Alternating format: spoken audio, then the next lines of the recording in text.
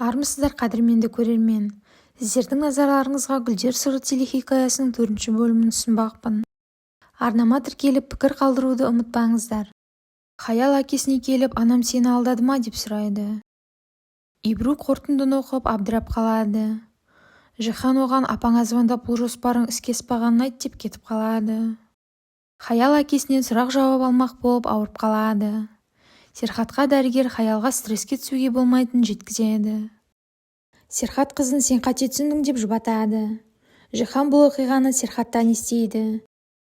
Кенет Жихан інісіне Зейнеп ДНК жасатқан, олар менен ақша алып бопсалағысы келген дейді. Серхат Зейнеппен танысқан күнін есіне алады. Кенет Жихан ашуланып отырып Зейнеп Бирактың телефонын тауып алғанын баяндап береді. Бір кезде Серхат ашуланып Зейнепті сөйлесуге шақырады. Жихан жанмен сөйлесіп отырғанда оларға бір кісі келіп, қонақ үйде құжатсыз 3 адам орналасқанын жеткізеді. Серхат Зейнепке келіп, сендер ДНК алдыңдар ма? Саған мен берген ақша аз болды ма деп Ибрудың Жиханды бопсаламақ болғанын баяндайды. Зейнеп шындығын айтып ақталады. Серхат оған Кадырдың әкесі табылғанда жұмысты тоқтатамыз дейді.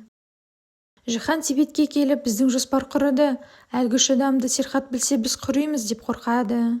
Тибет болса мен оның уақытын басқа нәрсемен аламын дейді. Зейнеп Ибруға келіп, әрекетіне ұрса жөнеледі. Ибру болса сен неге уайымдайсың? Сен оған ғашықсың ба дегенде Зейнеп оны ұрып жібереді. Зейнеп оған олардан аулақ жүр деп ескертеді. Зейнеп Жиханға звондап телефон туралы айттыңыз ба деп нақтылап алады. Серхат митингге келіп, сен шындықты біле тұра менен жасырдың. Бұл жерді де Биракты бопсалаған ақшаға аштың деп ұрып жіберіп кетіп қалады. Зейнеп Серхатқа келіп, оны тыныштандырумен болады. Жиханға митен звондап, маған Серхат келді. Тағы келсе шындықты айтам дегенде, Жихан бірден осыдан айтсаң телефонның иесі сені өлтіреді деп қорқытады. Иркан мен Тюлай жаңа жоспар құрып, заң бойынша Кадыр біздің атымызда, Серхат бізге де үлесімізді беру керек дейді. Жихан Азыраға жаңа төс салдыруды ұсынады. Кадыр қыздардың көйлегін киеді. Қыздар оны сәнжемен болады. Бұларға Зейнеп қарап тамсанып тұрады. Бір кезде Серхат олардың тыныштығын бұзады. Зейнеп Серхатқа келіп, неге бұлай істейсің? Мен Кадырге бұлай жасауға жол бермеймін дейді. Серхат болса, мен олардың жақын қарым-қатынаста болғандарын қаламаймын дегенде, Зейнеп оған ащы шындықты төбе естиді дейді. Серхат болса, менің қыздарым бұл шындықты қабылдай алмайды. Бүгін менің көзім жетті деп кетіп қалады. Зейнеп Азыраның жылаған даусын естіп жанына келеді. Азыра оған мән-жайды айтпақ болғанда Жихан оны шақырып алады. Ибру Зейнепке келіп, кешірім сұрап екеуі татуласады. Хаял арықтауға арналған дәрі алып алады. Севен Зейнепке тиісе бастағанда Зейнеп болса, маған тиіскенше үйдегі жағдайларға мән беріңіз дейді. Ибру Серхатқа келіп, кешегі оқиғаны Зейнеп білген жоқ деп бар шындықты айтып береді. Жихан жолда Ибруды көріп тағы тиіседі. Ол Ибруды жеткізіп тастайтынын айтады. Ол Ибрудың әрекетіне күліп келе жатады. Ибру болса, өмірде алғаш рет байитын мүмкіндікті де жіберіп алдым дейді. Бір кезде Жихан оған отельде жұмыс ұсынады. Серхат Зейнепке Ибру бәрін айтқанын жеткізеді. Олар көлікпен шыққанда олардың артынан бір жігіт келіп Бирактың суретін тастап кетеді. Серхат оның артынан қуа жөнеледі. Алайда оған жете алмайды. Ол көліктен түсіп Бирактың суретін Зейнепке көрсетеді. Олар суреттен кафенің атын байқайды. Тибет болса, әлгі жігітке кешке жаңа жұмыс тапсырамын дейді. Бір кезде Жихан келіп, мен администраторға бір қыз таптым деп Ибруды ұсынады. Серхат пен Зейнеп әлгі дәмханаға келіп, Бирактың суретін көрсетіп, ақпарат сұрайды. Алайда олар ештеңе білмейді. Серхат болса, Бирактың көңілдесі мені мазақ етіп жүр деп ашуланады. Зейнеп оған, ол сенен қорқады. Суретті де әр адамнан күдіктенсін деп жіберуде деп оны ойландырып қояды. Тибет Ибруды тез орналастыр деп бұйырады. Жеке жайға Тюлайлар келеді. Олар Кадырдың киімдерін әкеледі. Зейнеп олардың өтірігін ашып, әлгі киімдерді кері беріп жібереді. Кенет олар Серхатқа Бирак берген ақшаларды қайтарып береді. Оны Серхат алғанда бұлар үшін бұл күтпеген жағдай болады. Зейнеп екеуі олардың әрекеттеріне күліп тұрады. Иркандар бұл іске өкініп кетіп қалады. Жихан Севенге операция туралы баяндайды.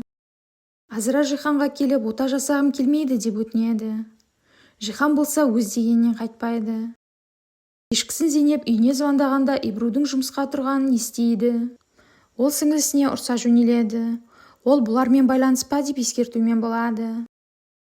Серхат Жиханға сурет туралы айтқанда Ибрудың жұмысқа тұрғанын естиді. Жихан інісіне әкеміз кеткеннен кейін сен бұл отбасыны көтердің дегенде, Серхат одан сен әкемізбен араласасың ба? Біздің сондай әкеміз бары өкінішті дейді. Седев Серхатты түскі асқа шақырады. Кенет оған бір кісі звондағанда ол жақында бір жігітпен кездесе бастайтынын айтады. Мұны Ибру естіп қалады. Иклал Берактың суреттерін көріп хаялға алып келеді. Олар анықтамақ болғанда Зейнеп оларды алаңдатып жібереді. Серхат жиналыста Анталиядағы заңсыз орналасқан 3 кісіні Жиханға айтып полицияға хабарлас деп тапсырады. Зейнепке ағасы шырын алып келеді. Азыра Жиханға ота жасағым келмейді десе де, Жихан оны ұрса жөнеледі.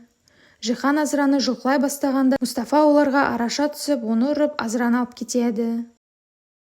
Азыра Мұстафамен танысады. Мұстафа оның жалғыз екенін естіп бірге жүр деп ұсынады. Азыра одан кешірім сұрап кетіп қалады. Седев Серхаттан Беракты не істейсің дегенде ол ажырасатынын жеткізеді. Бұған Седев қуанып отырады. Сізге арыз жазылды деп ол арызды Азыра жазғанын жеткізеді. Зейнеп бірден бөлімшеге келеді. Мұстафа полицейге шындықты айтқанда, ол болса Азыраның бұл жігіт маған тиісті деген сөздерін естиді. Осылайша Мұстафаның басы бәлеге қалады. Севин бұл жаңалықты естиді. Кадыр мүмкіндікті пайдаланып анасына келеді. Жекежайға бір жігіт жасырынып кіріп Тибетке звондағанда, ол сөмкені маған алып кел деп бұйырады. Бір кезде үйге Зейнеп келіп қалады. Қарақшы әлгі сөмкені тауып алады. Кадыр анасының жанында болғанда кенет Берак есін жияды. Зейнеп үйден кетуді ойлағанда, Серхат звондап, егер кетсең Кадырды балалар үйіне тапсырам дейді. Бір кезде ол әлгі қарақшыны көріп қалады. Ол Зейнепке жарақат жасайды. Хаял Кадырды көргенде ол анам оянды дейді. Кенет олар Берактың оянғанын Серхатқа жеткізеді. Бұны естіген Жихан қорқып кетеді. Хаял Кадырден сен неге анам оянды деп айттың деп сұрақ қояды. Серхат үйге келгенде Зейнептің жерде жатқанын көреді.